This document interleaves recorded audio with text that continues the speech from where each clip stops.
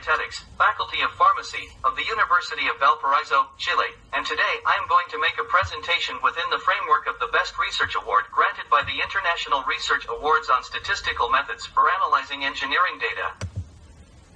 On this occasion, I will make a brief presentation of the winning research titled, Inventory Pooling Decisions Under Demand Scenarios in Times of COVID-19, carried out in co-authorship with Dr. Peter Wank from COPID, Universidade Federal do Rio de Janeiro, Brazil. Pharmacist-chemist Fernando Bravo from the School of Pharmacy, Universidade de Valparaiso, Chile, and Young Tan from the Department of Accounting, Finance, and Economics, Huddersfield Business School, University of Huddersfield.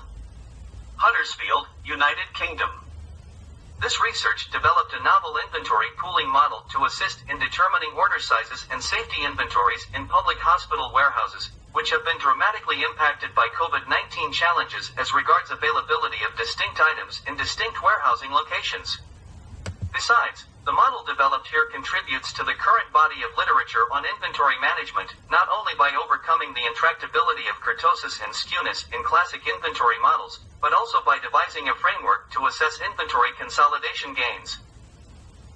As a summary, we can say that governments around the world have been challenged to provide timely medical care to face the COVID-19 pandemic. The aim of this research is to propose a novel inventory pooling model to help determine order sizes and safety inventories in local hospital warehouses. The current study attempts to portray the availability of pharmaceutical items in public hospitals facing COVID-19 challenges. Different from previous studies, this research builds upon the consecrated theory of inventory pooling, extending it to pandemic circumstances where the intractability of kurtosis and skewness in inventory models are critical issues for making sure that medicines have high availability at a low cost. These effects on the total cost of inventory are explored and compared to a supply system with no consolidation. A continuous review model is assumed with allocation rules for centralization and regular transshipment given different skewness and kurtosis structures for the demand, describing them by the copula method. This method models a multivariate demand considering that the marginal distributions of the demand can be specified by the generalized additive model for location, scale, and shape, which offers advantages to model demands considering virtually any marginal statistical distribution. Numerical simulations and an illustrative example show that distributions of demands with more negative skewness and high kurtosis favor to a greater extent obtaining lower total costs with regular supply transshipment systems. Our study points out important considerations for supply chain decision makers when having demands with skewness and kurtosis patterns. Our study explores the effect of left and right asymmetries and degree of kurtosis on demand distributions of pharmaceutical products, to conclude how these influence the total costs between systems with inventory pooling and independent supply obtained by allocation rules. Skewness is a measure that reflects when a distribution where data set is symmetric or is shifted to the left or right of the central data. Kurtosis is a measure of data and outliers called tails, which can be heavy or light. Data with high kurtosis trend to have heavy tails or outliers, while a data set with low kurtosis tends to have light tails or no outliers, where distributions with positive kurtosis are called leptokurtic. Those with kurtosis around zero are called mesokurtics, and those with negative kurtosis are called platykurtics. Figure 1 illustrates these differences. Note that the leptokurtic distributions concentrate higher probabilities of occurrence in the values close to the mean, while in the platykurtic, the probabilities are more distributed in the tails of the distribution, while the mesokurtic distributions express the moderate cases of probabilistic distribution.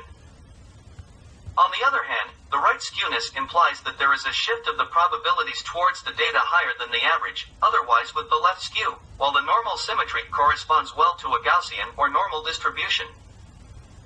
The Tiagi-Das and Ballo and Bernidas allocation rules help us determine the most convenient inventory centralization policy to use for the several products to be supplied to a warehouse, such as pharmaceutical case. Note that, under Ballo and Bernidas allocation rule, both demand points are supplied exclusively by a warehouse, under an optimal solution where is 0 or 1, independent system of supply, but under an Das allocation rule, if one is 0 or 1, both decentralized locations share one single serving facility. Nevertheless, when the optimal values of are greater than 0 and less than 1, regular transshipment takes place under Ballo and Bernidas allocation rule. The above implies that both demand points are supplied by all the warehouses. If one is between 0 and 1, produces the same pattern as the Tyagi and Das allocation rule, but they do not correspond to optimal solutions. The use of these allocation rules results in a consolidated inventory cost, allowing the decisions of both supply policies to be compared and to opt for the one with the lowest total cost. The differences in how these allocation rules operate are illustrated in Figure 2. By means of copula method, we carry out numerical simulations, where we generate scenarios that establish different inventory policies, supply and allocation, statistical models for the demand and mathematical programming to minimize costs.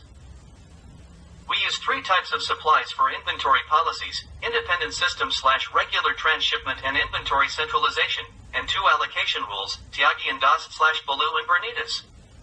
The statistical modeling is based on independent and identically distributed demand, assuming a Weibull type 3 statistical distribution. From Table 3, note that the medians of correlations, demand variance, skewness coefficients and kurtosis are associated with a decrease in the total cost for centralized or decentralized systems.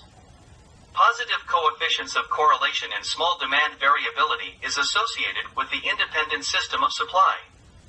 It is also possible to see that minor coefficients of skewness and kurtosis are associated with the independent systems of supply, indicating that the skewness and kurtosis of the statistical distribution of the data of demands are factors to consider in the decision of the best supply system, centralized or non-centralized.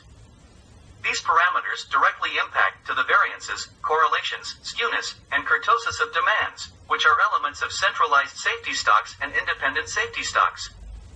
Table 4 provides the medians of a selection of parameters that favor inventory centralization, regular transshipment, and independent system of supply, considering only the cost of storing, C1.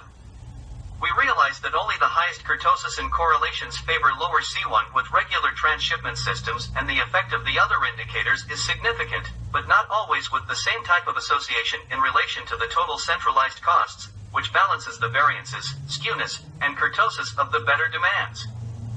Furthermore, in comparison to total costs under centralization, the correlation coefficient does not need to be so negative for inducing lower C1 in an inventory centralization system. However, it must increase to highly positive values to favor lower C1 in the independent system of supply and to positive values close to zero to induce lower C1 in the regular transshipment. Figure 5 shows a decision-making scheme developed to facilitate managing the supply decision of centralized or decentralized inventories according to skewness and kurtosis of the demand. To determine which type of inventory to pick, both skewness and kurtosis must be evaluated simultaneously. The blue arrow indicates the direction to take that favors inventory centralization, the red arrow indicates the direction to take toward an independent system, and the yellow arrow indicates the direction to take that favors regular. That's shipment.